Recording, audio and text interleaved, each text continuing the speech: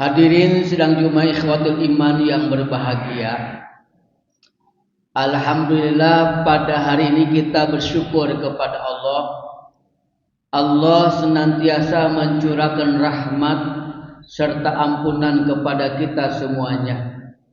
Dengan kodrat inayah Allah, Allah senantiasa memberikan kekuatan iman Islam kepada kita semuanya. Sehingga pada saat ini kita bisa menghadirkan jiwa raga kita untuk beribadah kepada Allah salat Jumat berjamaah. Semoga ibadah yang kita lakukan pada saat ini ada dalam ridha Allah Subhanahu wa taala.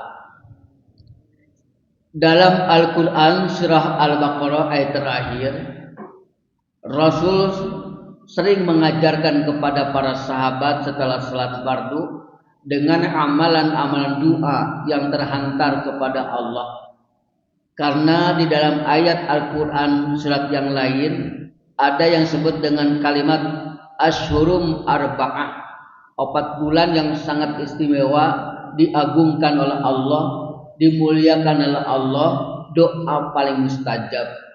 Sehingga Rasul mengajarkan dengan doa kepada para sahabat ketika detik-detik menjelang Ashhurum Arba'ah dengan doa yang hadisnya sahih, Allahumma barik lana fi Rajab wa Sya'ban wa balighna Ramadan wa hasil maqasidana. Ini ada satu doa yang sangat indah kalau kita amalkan dalam kehidupan sehari-hari. Bulan Rajab ini adalah bulan pengampun dosa jiwa raga yang terhantar kepada Allah. Sering kita berbuat salah kepada Allah, sering kita berbuat salah kepada manusia, maka alangkah indahnya kita perbaiki bulan Rajab ini, karena kita akan menjemput bulan Sya'ban, bulan Ramadan dan bulan Dzulhijjah.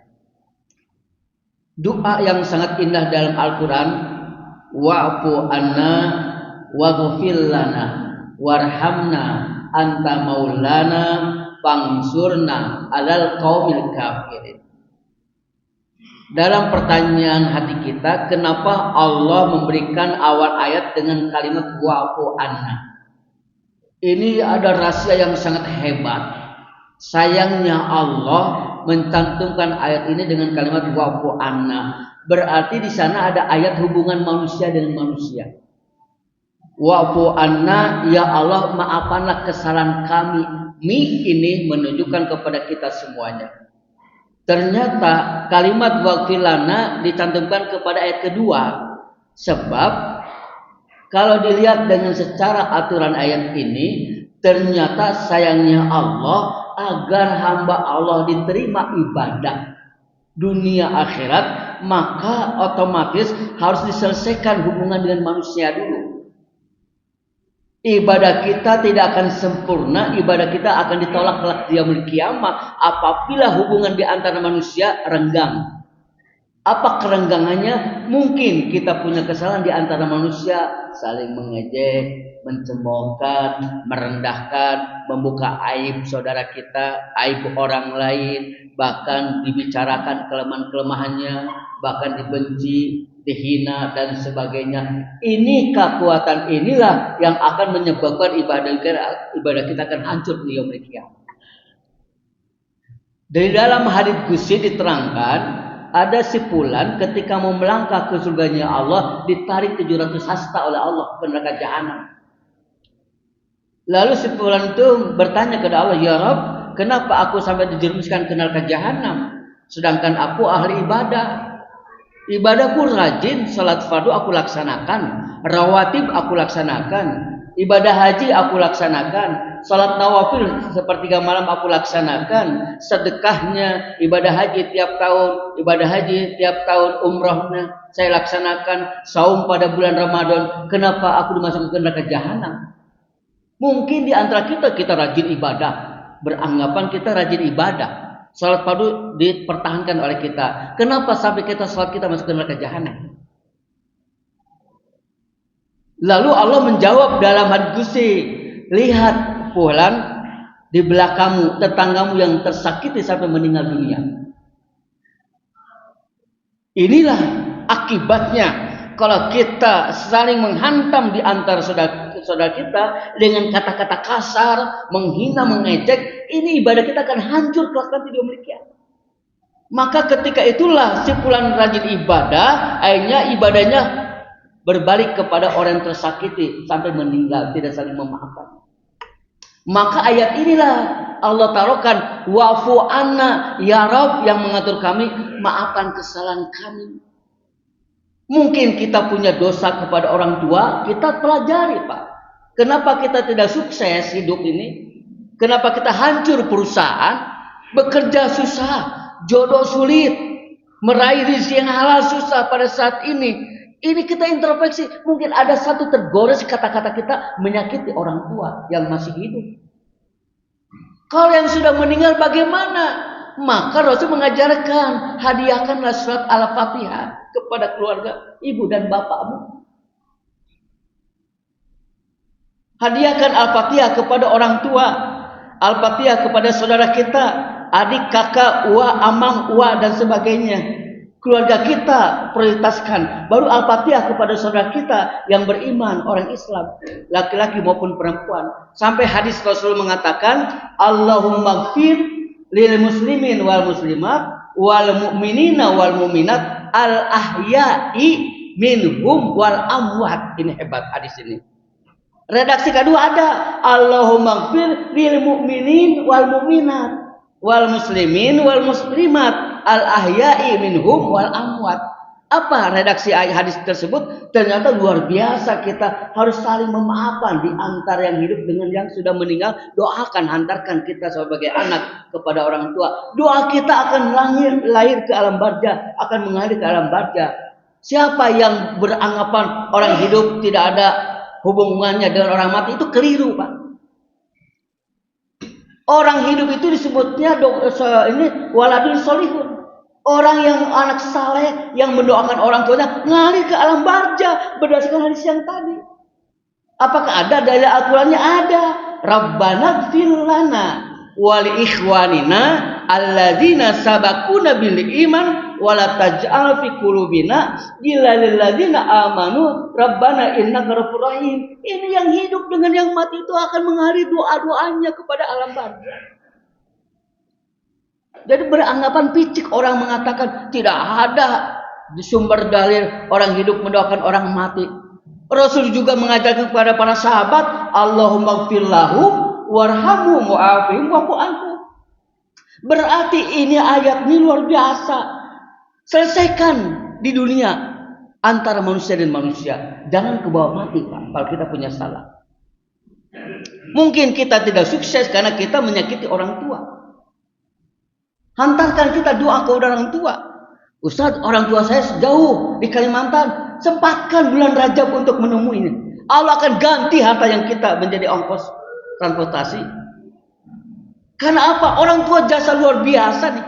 Jasa seorang anak kepada orang tuanya bukan harta, Pak, tapi sholat, kekuatan mendoakan orang tua di alam barza. Ada kekuatan doanya ketika orang anak berdoa dalam sholat menghadap alam barza, ada kalimatnya Rabbik firli warhamni wajiburi. Doa anak itu mengalir ke alam barza kepada orang tua kita. Kalau orang tua sudah meninggal, coba kita nadran dari kalimat nazoro, melihat betapa diri, karena jasa orang tua sangat luar biasa, mengorbankan nyawa di hadapan kita. Selesaikanlah bulan Rajab ini saling memaafkan dengan suami dan istri. Dengan istri kita selesaikan bulan Rajab ini agar kita menghantarkan ke bulan Sya'ban. Kita tidak tahu apa kematian itu datangnya. Mungkin Ustadz pada saat ini sudah khutbah, paginya disebut nyawa atau nanti sore disebut nyawa, kita tidak tahu. Makanya Rasul ketika selesai sholat subuh, Rasul berdoa, Ya Rabb, terimalah ibadahku dari terbit fajar sampai terbenam matahari. Sebab kita belum bisa menjemput hari subuhnya. Mungkin zuhur kita tidak tahu, kita bisa masuk kepada bulan asar. Hati-hati, Pak, ini nyawa ini. Kematian ada dalam diri kita semuanya. Makanya kita berdoa kepada Allah, Ya Rabb, terimalah ibadahku ya, dari salat subuh menjelang ke zuhur. Hidup kita tidak tahu ke asar. Dari asar ke maghrib, ke isya. Inilah yang disebut iqra binafsika. Baca dirimu kepada Allah. Maka kalimat wa'fu anna adalah kekuatan yang sangat luar biasa. Allah akan menghapus dosa apabila kita saling memaafkan di antara manusia. Ibadah kita akan selamat. Kalau sudah saling memaafkan di antara manusia, suami kepada istri, istri kepada suami, anak kepada orang tua kepada anak, kemudian ke tetangganya, kemudian kepada yang sudah meninggal, wali songo atau semuanya. Maka diuraikan dalam hadis yang tadi itu, semuanya ke bawah. Baru kata Allah, ibadahmu aku terima ketika engkau saling memaafkan di antara manusia. Apa? Waghfir lana. Ya Allah, ampuni dosaku kepadamu ya Allah. Allah hapus kesalahan kamu, kata Allah. Luar biasa Pak kalimatnya. Waghfir lana ya Allah, ampuni dosa-dosa kami ya Allah. Kalau orang yang sudah diampuni dosa oleh Allah, maka Allah akan membuka kemudahan, kelancaran usahanya. Maka dalam satu ayat diterangkan, wasari'u ila maghfiratin min rabbikum wa jannatin arduhas samawati wal ard uiddat lil muttaqin. Kata Allah, wasari'u, dan bersegeralah kamu minta ampunan kepada Allah. Beres saling memaafkan di antara manusia, segera minta ampunan kepada Allah.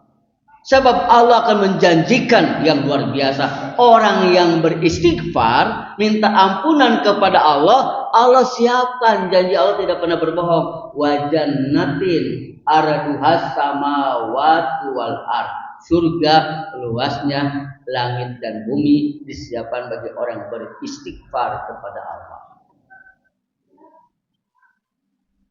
Ini hebat ayat ini. Kalau diamalkan maghrib ke isya, itu amalan Rasulullah. Wa'fu anna ya Allah, maafkan kesalahan kami kepada orang tua, kepada saudara kami, istri dan suami kami. Terus maafkan. Di sana maka Allah, kalau orang yang sudah diampuni dosa Allah, Allah curahkan warhamna. Ya Allah, kasih sayangilah kami semuanya. Warhamna, dengan rahmatmu ya Allah. Tolong Pak disimak. Warhamna ini kalau sudah tembus kepada manusia, dia akan menjadi penyantun hidupnya. Kenapa Nabi mengajarkan Bismillahirrahmanirrahim dengan menyebut asma Allah yang Maha Pengasih lagi Maha Penyayang? Kalau Rahman dan Rahimnya turun kepada manusia, dia hidupnya akan penyantun Pak. Baik kepada tetangga, baik kepada orang tua, baik kepada anak, kepada istri, kepada suami. Tidak akan mungkin dia bakhil. Tidak akan mungkin kikir. Kata orang Sunda, pedit, tidak akan mungkin Pak. Kalau warhamna ini kalau sudah masuk ke diri manusia, dia akan luar biasa memperhatikan tetangganya sebelah kanan, sebelah kiri. Sahabat Nabi mengajarkan, Assalamualaikum warahmatullah. Tetangga kita kelaparan. Assalamualaikum warahmatullah. Perlu kita bantu. Maaf Pak, harta yang Bapak miliki itu bukan punya Bapak Pak. Hati-hati. Kalau sudah punya akuan manusia, harta milikku, saya kerja, saya bangun rumah tangga, saya bangun rumah, saya punya mobil, ini saya kerja sendiri. Bohong Pak itu kalimatnya. Kita sukses ada tetangga yang mendoakan kita tanpa pamrih, tanpa meminta, tanpa diberi. Kita sukses. Makanya ayat ini luar biasa ketika sholat. Kita tidak bisa hidup sendiri Pak. Kita perlu bantuan orang lain, disebut batur. Istri orang lain Pak, bukan saudara kita nikah. Kita sukses karena ada istri. Jadi kalau orang yang warhamna itu adalah dia selalu hidupnya itu terjaga dengan keseluruhan sosialnya Pak. Maaf Pak, masjid makmur itu cuma 3 Pak, tidak muluk-muluk. Sholat berjamaah, kemudian pengajian-pengajian, ditanam pembinaan tauhid. Kaum bapaknya di masjid, kaum ibunya. Kemudian ketiga, kesalahan sosial. Itu makmur masjid Pak. Kalau masjid megah besar, tidak ada sholat berjamaah, hancur masjid itu. Tidak akan makmur. Makanya 30 kecamatan masjid itu dimakmurkan oleh kaum bapak. Pemuda-pemuda sulit untuk ke masjid. Udah mulai sudah terkikis budak norak, pemuda-pemudi yang tidak masuk ke masjid. Sekarang didominasi oleh kaum bapak yang detik-detiknya akan berjemput dengan Allah. Inilah hebatnya. Wa'fu anna waghfir lana warhamna. Baru kata Allah, anta maulana fangsurna 'alal qaumil kafirin. Kalau sudah Allah turunkan rahmat kepada orang Islam, maka Allah berikan pertolongan dari kaum-kaum orang kafir. Siapa orang kafir? Ada di antara kita orang yang tidak senang pengajian. Itulah gabulita, kafar kafir kufran. Tidak senang orang memakmurkan masjid, tidak senang orang itu mengaji, tidak senang masjid itu makmur. Bagaimana cara masjidnya supaya sepi? Itulah orang-orang yang kufran, kegelap gulita di dalam hatinya. Khatamalu ala qulubihim. Terkunci hatinya dengan hidayah Allah. Mudah-mudahan ini ayat untuk menjemput bulan Rajab inilah kita amalkan doa wa'fu anna waghfir lana warhamna anta maulana fangsurna 'alal qaumil kafirin. Barakallahu.